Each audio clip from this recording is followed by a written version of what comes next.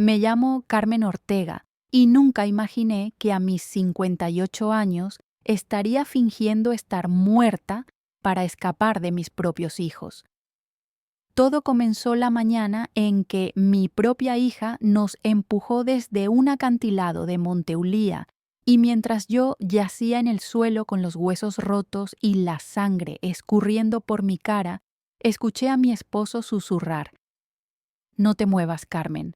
Finge que estás muerta». Lo peor no fue el impacto de la caída, sino el secreto que se reveló en ese instante, un secreto guardado por 2 décadas. Durante 35 años creí que había construido una familia perfecta en Zarautz. Las mañanas olían a café recién hecho y al aire salado del Cantábrico. Yo enseñaba literatura en el instituto mientras Rafael trabajaba en su carpintería, creando muebles artesanales con la misma paciencia que ponía en cada aspecto de su vida. Teníamos 2 hijos: Álvaro, nuestro primogénito carismático y protector, y Claudia, 5 años menor, siempre reservada y observadora. Los domingos nos reuníamos en la mesa que Rafael había tallado con sus manos. Álvaro hablaba con entusiasmo de su sueño de convertirse en arquitecto, mientras Claudia jugaba con su comida evitando mirarnos. Por la noche caminábamos por la playa de Sumaya planeando nuestra jubilación, soñando con viajes cuando los hijos siguieran su camino. Era feliz, o al menos lo creía. Todo cambió una noche de septiembre hace 20 años. Álvaro salió con amigos y no regresó. Pasamos la madrugada llamando a todo el mundo. Claudia se encerró en su cuarto diciendo que estudiaba, pero había algo extraño en su actitud. Al amanecer encontraron su cuerpo en el fondo del acantilado de Itzurun. La policía concluyó que había sido un accidente. Nunca cuestioné esa versión. ¿Cómo iba a imaginar la verdad? El funeral fue el día más oscuro de mi vida. Claudia se mantuvo sorprendentemente tranquila mientras yo me deshacía en lágrimas. Rafael me sostuvo cargando un peso aún más grande que mi dolor. Después de la muerte de Álvaro, Claudia cambió. Se volvió más cariñosa, más atenta, ayudaba en la casa. Lo interpreté como una forma de llenar el vacío que dejó su hermano. Cruel error. Los años pasaron. Claudia se casó con Sergio Morales, un hombre tranquilo de Bilbao. Tuvieron 2 hijos hermosos. Pensé que la vida nos daba una segunda oportunidad. Sergio me llamaba madre y Claudia abrió su propio taller de muebles. Parecía que todo se reconstruía, pero ahora tendida en el fondo de este barranco, con costillas rotas y el sabor metálico de la sangre en la boca, entiendo que todo era una mentira cuidadosamente orquestada. Las primeras señales llegaron hace unos meses cuando Rafael y yo decidimos actualizar nuestro testamento. Entre la casa frente al mar, el terreno heredado de mis padres, y los ahorros teníamos alrededor de 1.800.000 euros. Fue Claudia quien sugirió ir al abogado en San Sebastián. Mamá, papá ya tienen más de 55 años, es importante organizarlo todo. Lo dijo con una sonrisa que ahora me parece siniestra. Sergio estaba a su lado apretándome la mano con los dedos que más tarde me empujarían a la muerte. El abogado, el doctor que conocíamos de años, nos explicó opciones: fideicomiso, herencia dividida, testamento clásico. Claudia insistió en ser la única heredera junto con Sergio.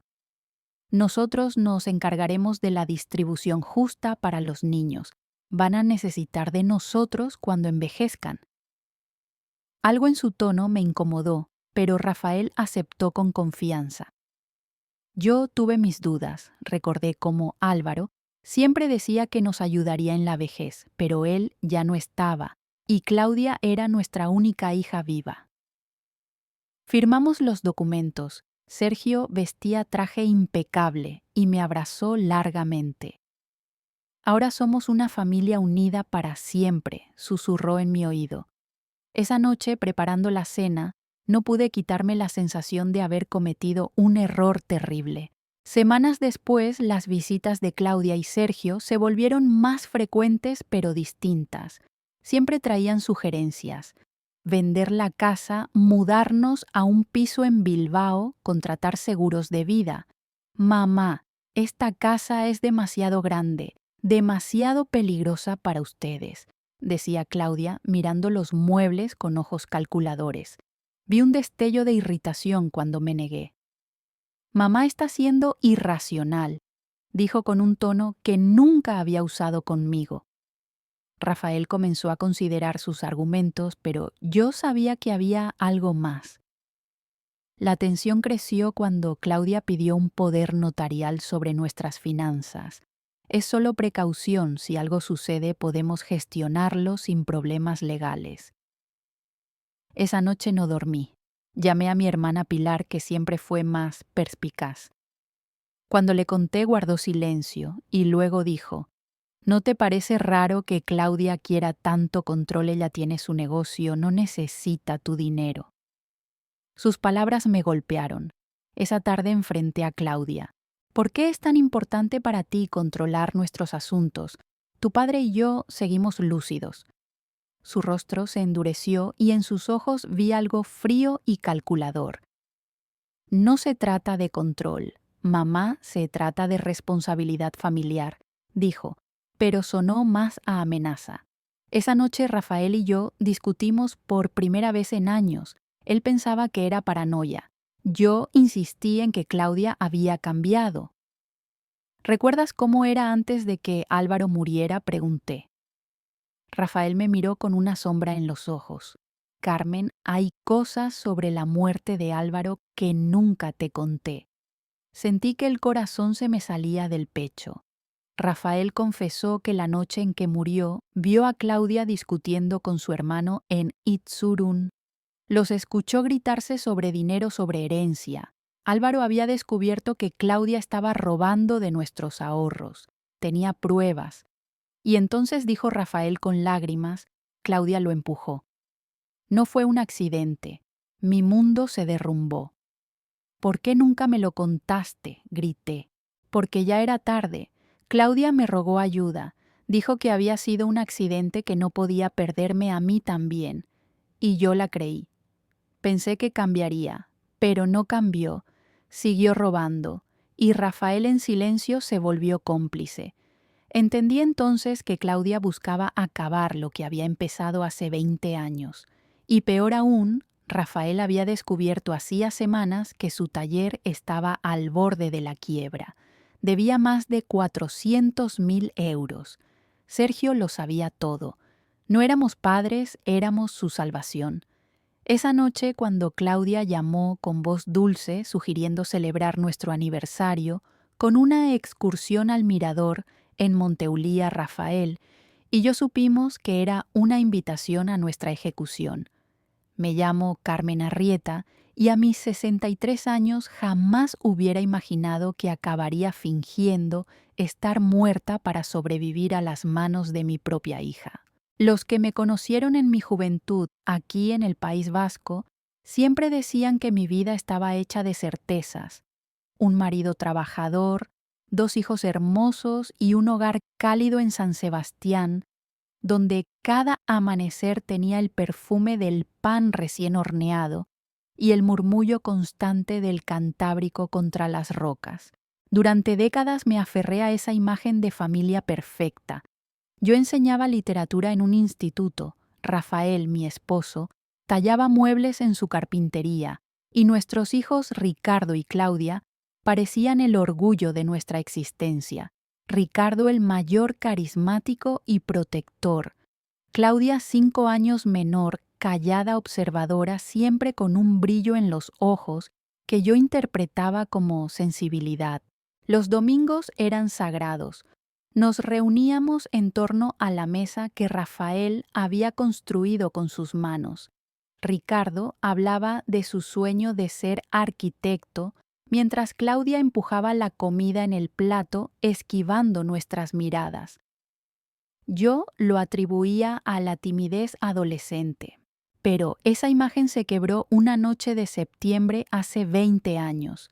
Ricardo salió con sus amigos y jamás volvió. Lo hallaron al amanecer en el fondo de un barranco de Jaizkibel. La policía concluyó que fue un accidente, un resbalón en la oscuridad. Yo, ingenua, me aferré a esa versión como quien se agarra a un clavo ardiendo. Claudia, en cambio, no derramó ni una lágrima. Se limitó a quedarse inmóvil, murmurando que todo pasaría. El funeral fue el día más negro de mi vida. Me vestí con el mismo traje luto que había usado para enterrar a mi madre. Rafael me sostuvo cuando mis piernas flaquearon. Yo lloré hasta quedarme sin voz. Claudia permaneció serena, casi extrañamente tranquila, como si supiera algo que yo no sabía. Los años pasaron. Ella se casó con Sergio, un hombre aparentemente tranquilo de un pueblo cercano. Tuvieron 2 hijos hermosos. Parecía que la vida nos estaba ofreciendo una segunda oportunidad. Claudia abrió su propio taller de muebles, siguiendo la tradición de su padre. Rafael y yo nos convencimos de que, pese a la tragedia, aún podíamos ser felices. Sin embargo, toda esa felicidad era un espejismo.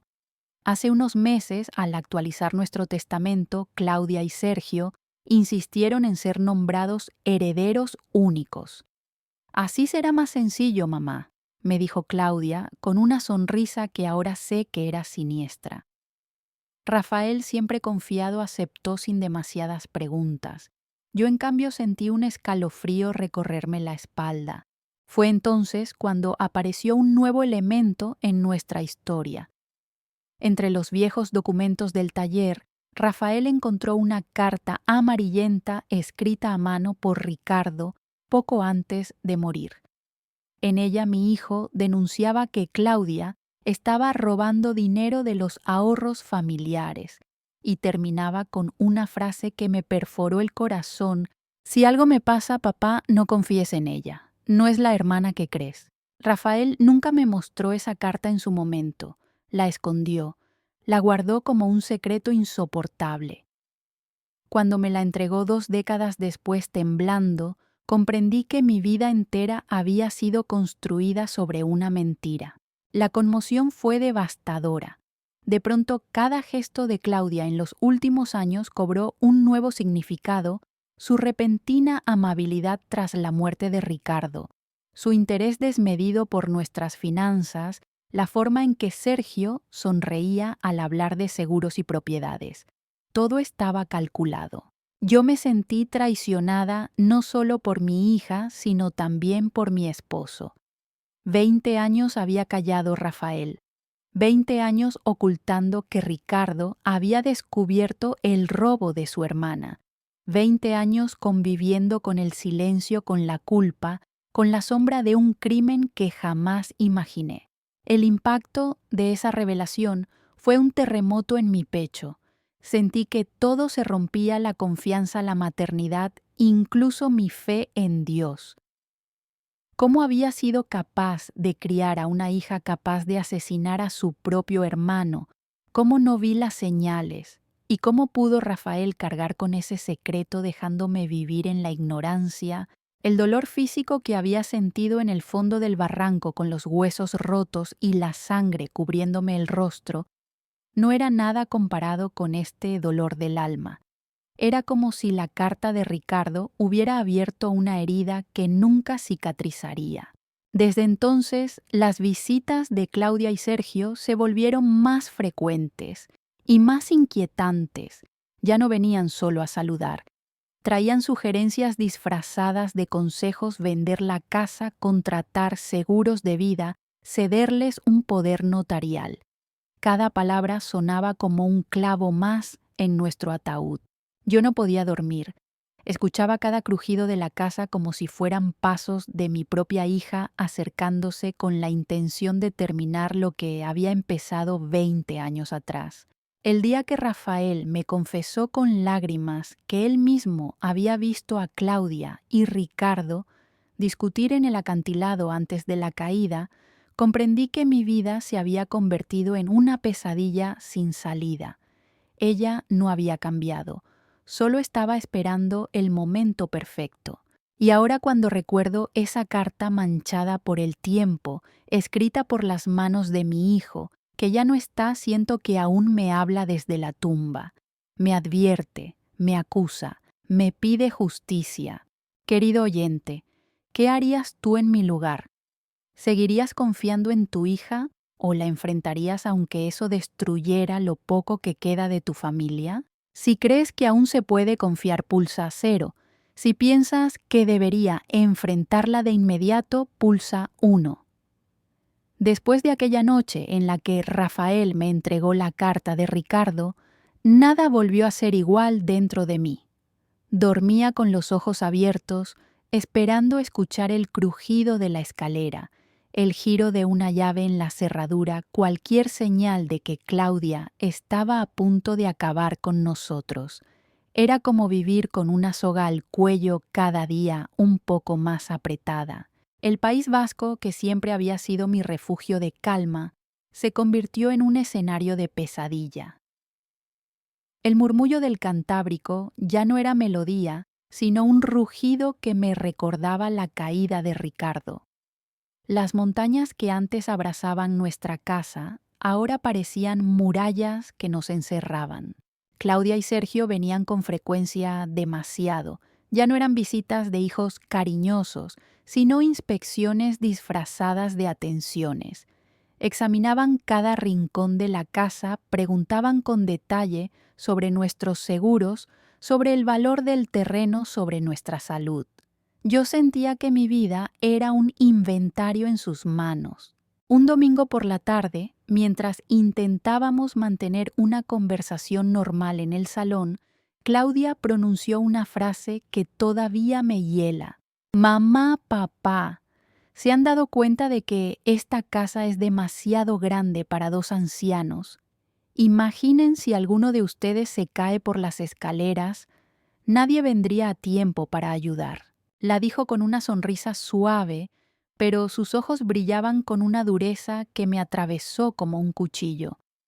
Rafael intentó responder con calma, pero yo solo pude quedarme muda sintiendo que el aire se me escapaba. Ese fue el inicio de mis noches en vela, acompañada por un silencio que me taladraba el pecho. El nuevo elemento, don Mateo, unos días después, cuando salí a comprar pan, un anciano del barrio Don Mateo me detuvo frente a la panadería. Tenía más de 80 años, casi ciego, pero su voz aún guardaba firmeza. Carmen me dijo: lo que voy a contarte me ha pesado en la conciencia 20 años. La noche que murió Ricardo yo estaba cerca del barranco. Vi a tu hija y a él discutiendo. No fue un accidente. Sentí que las piernas se me doblaban. Otro testigo, alguien más había guardado silencio todo este tiempo. Mateo explicó que aquella noche paseaba a su perro, que había escuchado los gritos y que vio la silueta de Ricardo cayendo, mientras Claudia permanecía inmóvil en la cima. No habló nunca, por miedo, por no meterse en problemas, por pensar que quizá yo no lo soportaría. Sus palabras no hicieron más que añadir una nueva capa de angustia. Ya no era solo la carta de Ricardo ni la confesión de Rafael, ahora era un testimonio externo. La verdad se volvía tan aplastante que me costaba respirar. La atmósfera del miedo. Desde ese día, cada vez que Claudia cruzaba la puerta de casa, yo recordaba la voz temblorosa de Mateo. La veía acercarse con su sonrisa calculada y sentía que el salón se transformaba en un escenario de crimen. Los muebles de Rafael, que siempre me parecieron obras de amor, ahora eran como testigos mudos de un secreto intolerable. Yo misma empecé a dudar de mi cordura. Me despertaba sobresaltada con la sensación de que alguien me observaba desde la penumbra. Escuchaba pasos donde no había nadie. El olor del café en la cocina, que durante años fue símbolo de hogar, me provocaba náuseas. Rafael intentaba tranquilizarme, pero yo notaba en sus ojos la misma sombra. Él también vivía bajo la presión de un secreto que ya no podíamos contener. Éramos dos prisioneros en nuestra propia casa, vigilados por una hija que, en lugar de protegernos, esperaba nuestra caída. El plan encubierto. Claudia insistía en organizar un viaje familiar para celebrar nuestro aniversario de bodas. Hablaba del Monte de los Miradores con vistas espectaculares de lo hermoso que sería tomar fotos juntos. Yo escuchaba esas palabras y solo podía pensar en la carta de Ricardo y en la confesión de Mateo. Era evidente, buscaba repetir la escena de hace 20 años. Un nuevo accidente que dejaría a Sergio y a ella como los únicos sobrevivientes. El miedo se volvió una presencia constante como un humo denso que no me dejaba respirar. Cualquier gesto, cualquier palabra podía ser la última. La sensación de caminar hacia una trampa me consumía. Historias que duelen. Sé que muchos de ustedes que me escuchan, quizás sentados en sus casas en Bilbao, en Vitoria o en cualquier rincón de España, piensan que esto parece una de esas historias que duelen, que se cuentan en susurros para no despertar fantasmas. Y sí lo es. Pero también es una advertencia, la traición no siempre viene de fuera, a veces duerme bajo tu mismo techo. Cada vez que cierro los ojos, recuerdo a Ricardo sonriendo y me pregunto cómo tuve el valor de criar a una hija que pudo matarlo. Estas son las verdaderas historias que duelen, las que marcan generaciones, las que nos obligan a mirarnos en el espejo y preguntarnos quiénes somos realmente. Y lo más terrible, lo que no me deja dormir, es saber que la próxima en caer podría ser yo, porque mi propia hija planea terminar lo que empezó, porque la mentira lleva 20 años creciendo como hiedra venenosa. Cuando recuerdo la voz de don Mateo susurrando que lo calló por miedo, siento rabia, pero también una extraña gratitud. Al menos ahora sé que no estoy loca, que mis sospechas son reales, que la pesadilla tiene rostro y nombre. Pero, ¿cómo enfrentarse a una hija sin perder lo poco que queda de familia?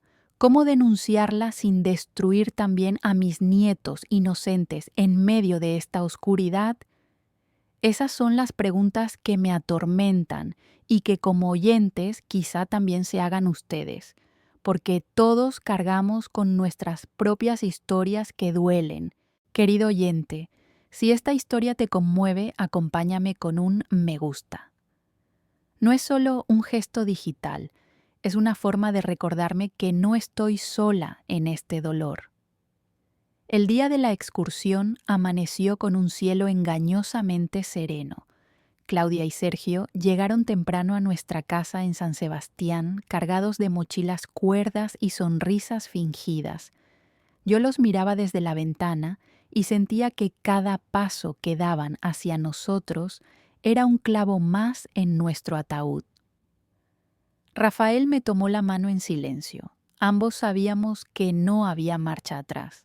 Subimos al coche y mientras avanzábamos hacia la Sierra de Aralar, el paisaje verde que siempre me había dado paz se convirtió en un corredor hacia el infierno. El murmullo de Claudia contando chistes forzados a sus hijos sonaba como un eco distante. Yo apenas podía respirar.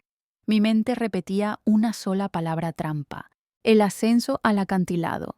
El sendero comenzó fácil, pero pronto se tornó empinado y pedregoso. Sergio iba adelante tomando fotos como si fuera un guía entusiasta. Claudia cerraba la marcha detrás de nosotros, vigilando cada movimiento como un cazador que no quiere perder a su presa. En cada curva, el abismo se hacía más visible. El aire frío me golpeaba la cara y cada ráfaga de viento era como un susurro de Ricardo desde el fondo del barranco. Ten cuidado, mamá. No confíes en ella. Yo apenas podía sostener el ritmo. Mis piernas temblaban no solo de cansancio, sino del terror acumulado. Rafael, con la respiración entrecortada, me susurró: tranquila, el teléfono está grabando todo. Si salimos vivos, tendremos pruebas. Ese sí me taladró el corazón. La trampa final. Tras más de una hora, llegamos a un promontorio con una vista imponente del valle. Sergio extendió los brazos teatral como si ofreciera un escenario perfecto. Aquí, aquí es donde la vista será inolvidable. Su voz sonaba demasiado segura. Claudia nos indicó que nos acercáramos al borde para tomar una foto con el paisaje de fondo. Cada paso hacia adelante era un paso hacia la muerte. Yo sentía la garganta seca, las manos heladas, el sudor frío bajando por mi espalda. Miré a Rafael y en sus ojos vi el mismo pánico. Entonces ocurrió. Claudia se colocó detrás de mí y susurró con voz baja, apenas audible. Hoy todo vuelve a empezar. Antes de que pudiera reaccionar sentí el empujón. Un grito desgarró el aire. El suelo desapareció bajo mis pies. La caída, el mundo se volvió un torbellino de viento, piedras y dolor. Caíamos los cuatro enredados en un abrazo mortal, Claudia, Sergio, Rafael y yo. El vacío nos tragaba. Mi corazón latía tan fuerte que pensé que explotaría antes de tocar el suelo.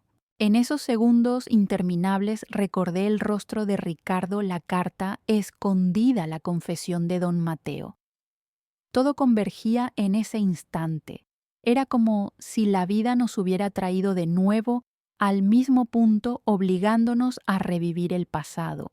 El impacto fue brutal. Un crujido de huesos, un grito ahogado, el sabor metálico de la sangre en mi boca. El dolor era insoportable, pero lo más terrible era la certeza. Claudia lo había logrado. Entonces, la voz de Rafael, apenas un susurro: Carmen, finge que estás muerta. Ese consejo se convirtió en mi salvación. Controlé mi respiración, cerré los ojos y me entregué al papel de cadáver. La vigilancia de los verdugos, a mi lado escuchaba los gemidos de Claudia y Sergio. Ellos también habían caído, pero seguían con vida. Sus palabras me helaron. Están muertos. Los dos. No se mueven. Perfecto, respondió Sergio con una risa amarga. Funcionó. Sus frases eran dagas en mi corazón.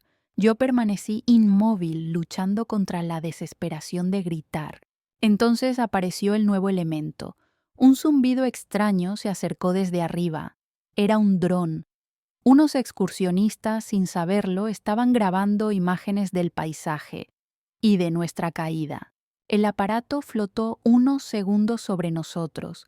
Claudia intentó mover el brazo para cubrirse, pero era tarde.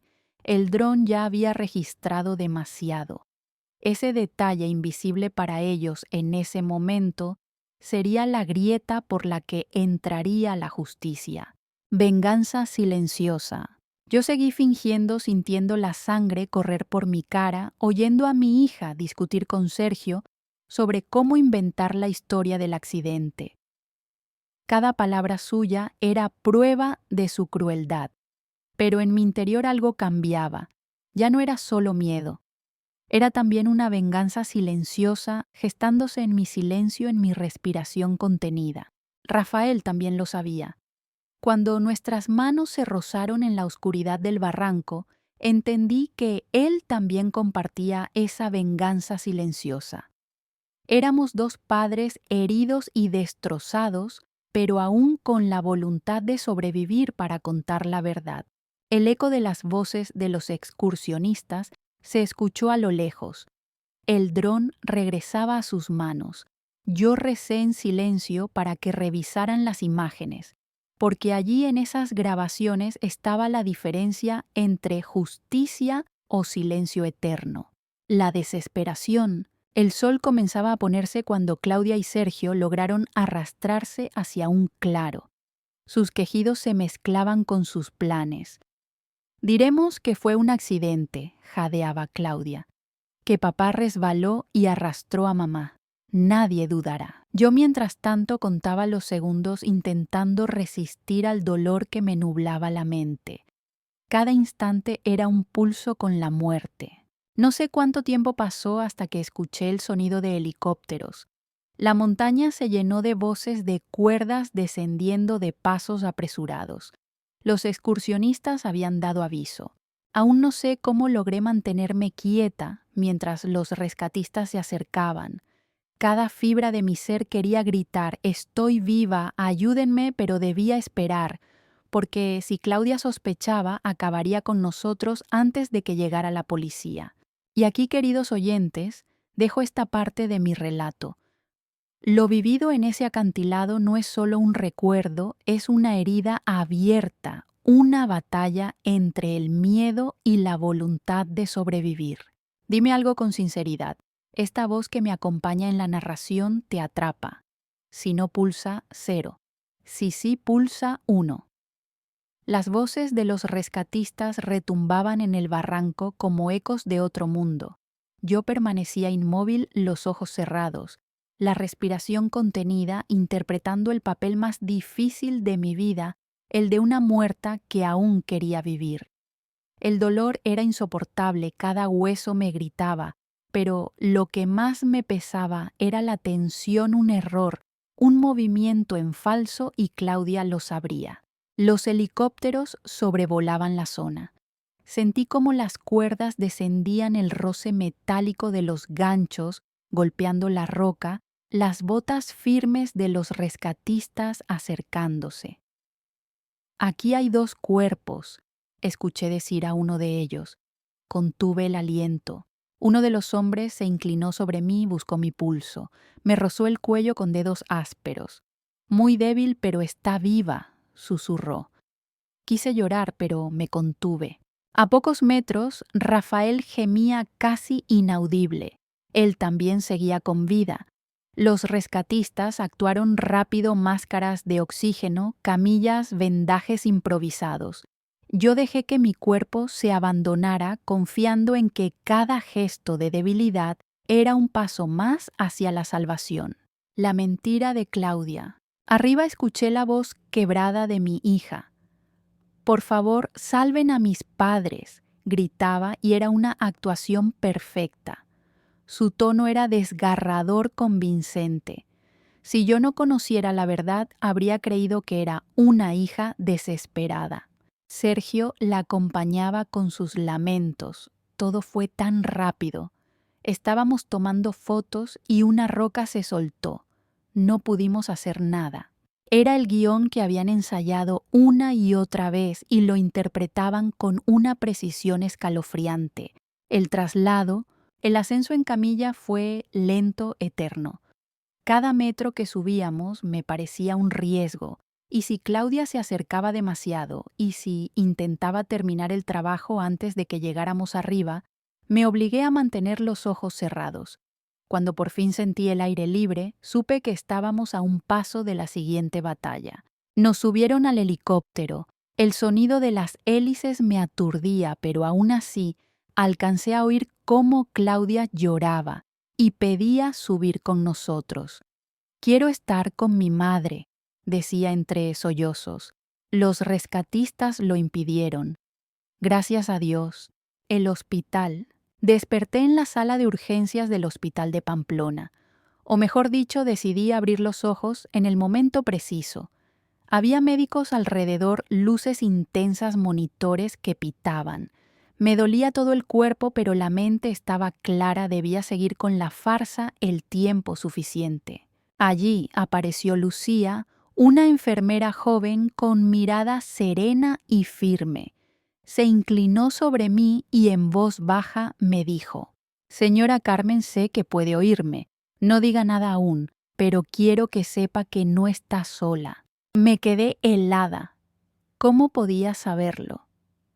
Entonces, Lucía continuó fingiendo revisar mis constantes.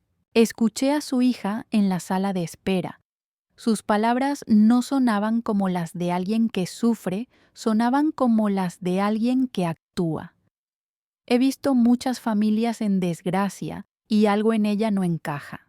Esas frases fueron la chispa de esperanza más grande que había sentido desde la caída. Por primera vez alguien fuera de Rafael y yo empezaba a sospechar. El miedo de ser descubiertos. Esa esperanza, sin embargo, iba acompañada de un miedo insoportable. Si Claudia intuía que yo estaba viva, lo intentaría de nuevo. Por eso cada visita suya era un tormento. Una tarde entró en mi habitación. Se sentó junto a mi cama, me tomó la mano y en un susurro que heló mi sangre dijo: «Espero que hayas aprendido, mamá. Algunas preguntas no deben hacerse jamás». Sentí ganas de gritar de desenmascararla allí mismo, pero me contuve. Sabía que había cámaras en el pasillo personal circulando, pero aún así, ella era capaz de cualquier cosa. Cuando salió Lucía, volvió a acercarse. La escuché y me dijo con seriedad: «Voy a hablar con el médico jefe. Confíe en mí». La carta y el dron. En medio de aquel caos, un detalle regresó a mi memoria como un salvavidas: el dron de los excursionistas. Si las imágenes existían, serían la prueba definitiva. Lucía tomó nota de mi señal desesperada y prometió hablar con la policía para localizar a los jóvenes que lo manejaban. A la carta de Ricardo, al testimonio de don Mateo, se sumaba ahora esta posible evidencia. Era como si la verdad enterrada durante 20 años comenzara lentamente a salir a la luz. Una verdad que aún pendía de un hilo tan frágil como mi respiración conectada a los tubos. El frágil hilo de la esperanza. Cada día en el hospital era un equilibrio imposible entre la esperanza y el terror. Yo me aferraba a los gestos pequeños, la mirada cómplice de Rafael desde la cama contigua, la discreción de Lucía al dejar una nota en mi mesilla, el murmullo de los rescatistas confirmando que el dron había sido entregado a la policía. Pero también estaban los otros momentos, las visitas de Claudia, con su falsa ternura, los susurros venenosos de Sergio, la presión constante para que los médicos les dieran acceso completo a nuestra información médica. Vivíamos suspendidos en un abismo, un movimiento en falso y todo se derrumbaría. La decisión, una noche mientras el hospital dormía, Lucía regresó. «La policía tiene el dron», me dijo. «Hay imágenes claras de ustedes en el acantilado y se ve cómo su hija los empuja». No pude contener las lágrimas. Por primera vez en 2 décadas, la justicia no era un sueño imposible, era una posibilidad real. Aún así, Rafael me susurró desde su cama: «No cantemos victoria todavía. Si Claudia descubre lo del dron, intentará silenciarnos antes». Tenía razón. El camino hacia la verdad apenas comenzaba y cada paso estaba marcado por un miedo asfixiante. Era un hilo finísimo el que nos sostenía, un hilo de esperanza, que podía romperse en cualquier momento. Querido oyente, puedes sentir esta tensión en tu propia piel. Notas cómo la esperanza se mezcla con el miedo en cada palabra. Los días en el hospital fueron una mezcla de alivio y angustia. Alivio, porque por fin sabíamos que había pruebas sólidas. El dron, la carta de Ricardo, el testimonio de don Mateo. Angustia porque Claudia y Sergio aún rondaban como sombras, disfrazando su veneno con sonrisas. Lucía, mi ángel inesperado, nos mantenía informados en voz baja. La policía ya revisó las imágenes del dron, me susurró una tarde. No hay dudas, se ve claramente a su hija empujándolos. Mi corazón latió con fuerza. Era la confirmación que había esperado durante 20 años. La justicia, sin embargo, nunca es inmediata. Los trámites, los interrogatorios, las pruebas, todo seguía un curso lento que me desgastaba. La detención. Una mañana, mientras desayunábamos en la sala del hospital, escuché pasos apresurados en el pasillo. De repente, varios agentes de la Ertzaintza entraron. Se acercaron a Claudia y Sergio, que habían llegado para una visita cariñosa, y les colocaron las esposas. Quedan detenidos por intento de homicidio y homicidio agravado en el caso de Ricardo Arrieta, anunció el oficial. El rostro de Claudia cambió, se volvió de hielo, sin lágrimas, sin sorpresa. Solo una mirada fija hacia mí como una daga silenciosa: «Esto no ha terminado».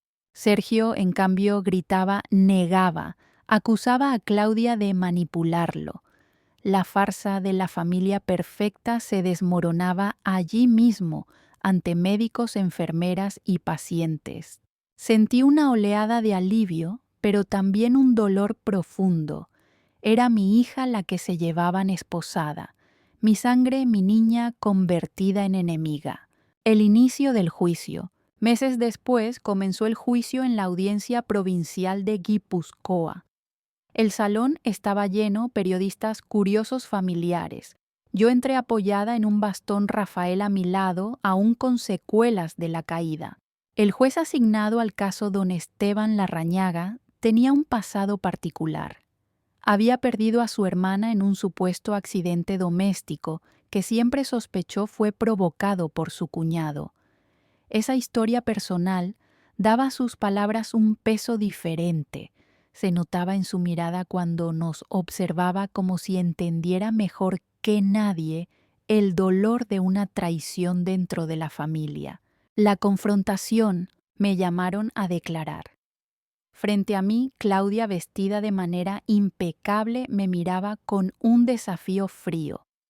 «Mamá, estás confundida», dijo en voz baja, casi como un susurro dirigido solo a mí. Respiré hondo, miré al tribunal y hablé con la voz temblorosa pero firme.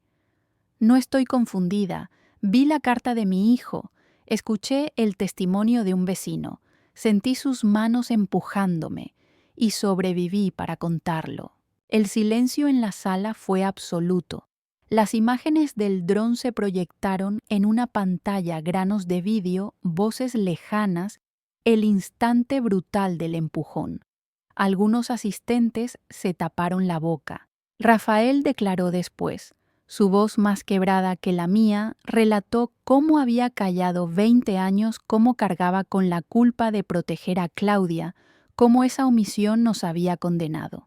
La defensa de Claudia intentó desacreditarnos, pintarnos como ancianos confundidos, manipulados por el dolor. Pero las pruebas eran demasiado claras. Incluso Sergio, desesperado, terminó confesando que Claudia había planeado todo, que lo arrastró a ese infierno con promesas de herencia y poder. La mezcla de sentimientos, escuchar todo eso me liberaba y me destruía al mismo tiempo. Sí había un alivio inmenso en ver que la verdad salía a la luz, que Ricardo por fin tenía justicia. Pero también había una amargura insoportable al aceptar que la culpable era mi hija. La maternidad se convirtió en una prisión. ¿Cómo se aprende a odiar a quien diste a luz? ¿Cómo se sobrevive al saber que tu propia sangre es tu verdugo? Cada palabra en el juicio era una punzada. El público veía un caso de crimen familiar, pero yo veía la ruina de mi vida, la fractura de mi alma. El veredicto. Tras semanas de testigos, pruebas y declaraciones, el juez Larrañaga pronunció la sentencia. Claudia Arrieta y Sergio Morales son condenados a 30 años de prisión por asesinato y tentativa de asesinato. La sala estalló en murmullos. Yo cerré los ojos. No celebré, no sonreí. Sentí un peso inmenso levantarse de mis hombros, pero otro caer con la misma fuerza, la certeza de que nunca volvería a ver a mi hija fuera de una celda. El eco de la justicia. Al salir del tribunal, algunos periodistas me preguntaron si estaba satisfecha con la sentencia. No supe qué responder.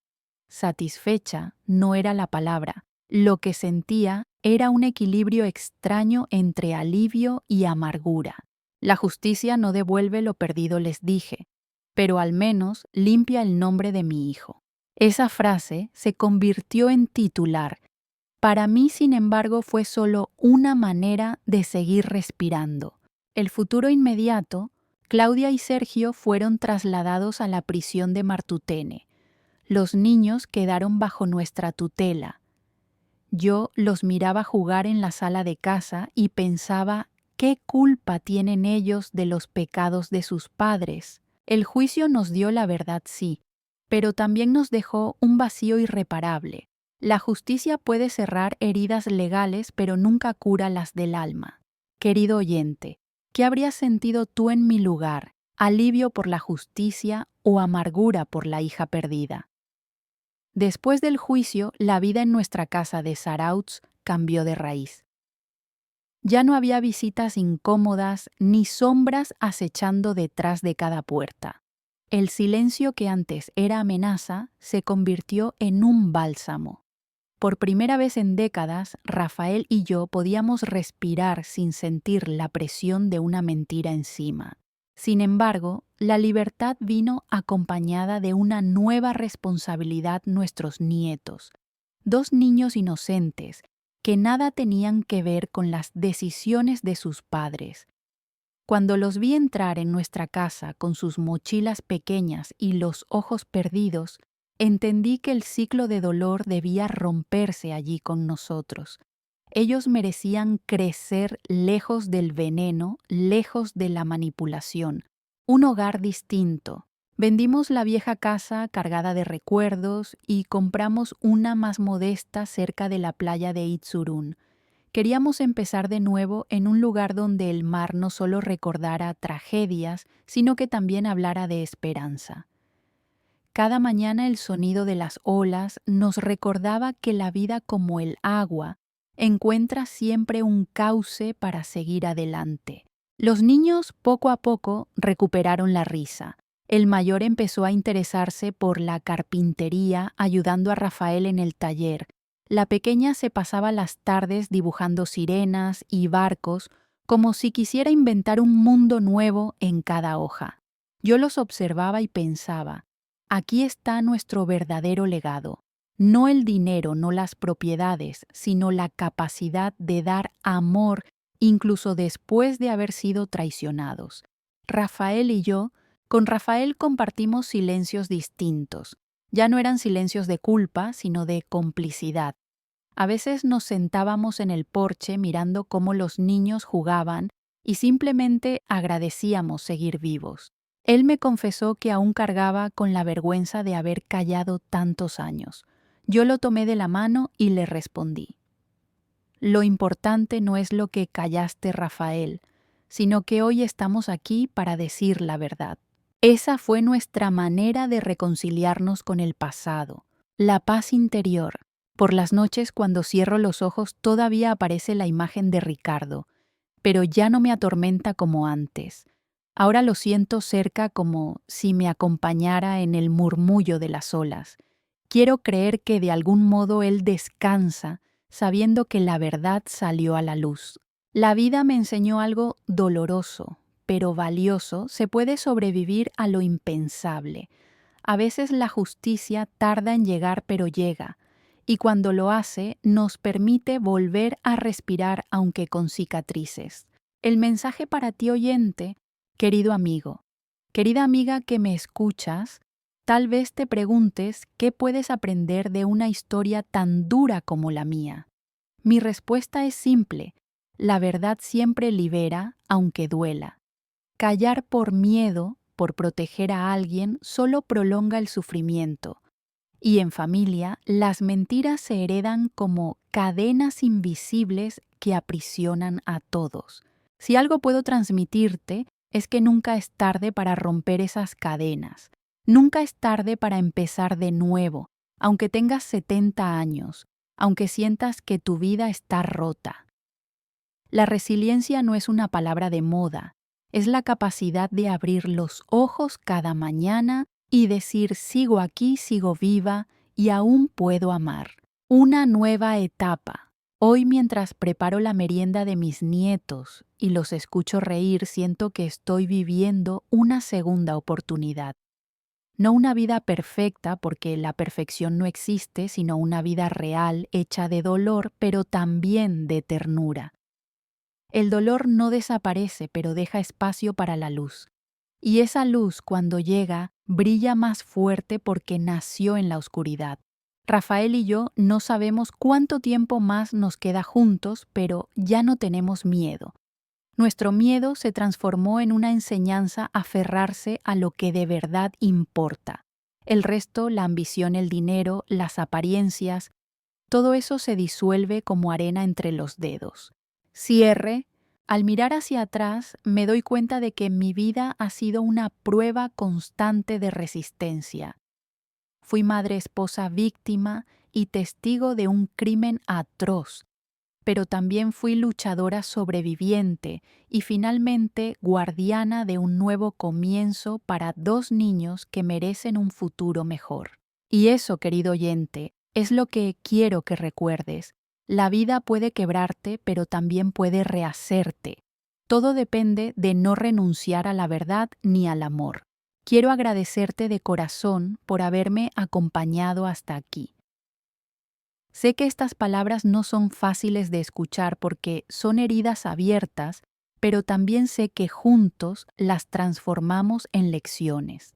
Gracias por escuchar, por darme tu tiempo y tu atención. Si esta historia te ha tocado el corazón, te invito a dejar tu comentario, a compartir cómo resuena contigo. Y si aún no lo has hecho, suscríbete y activa la campanita para no perderte las próximas historias. Aquí seguiremos contándote más relatos, más experiencias, más vidas, porque cada historia, incluso la más dura, puede enseñarnos a vivir mejor.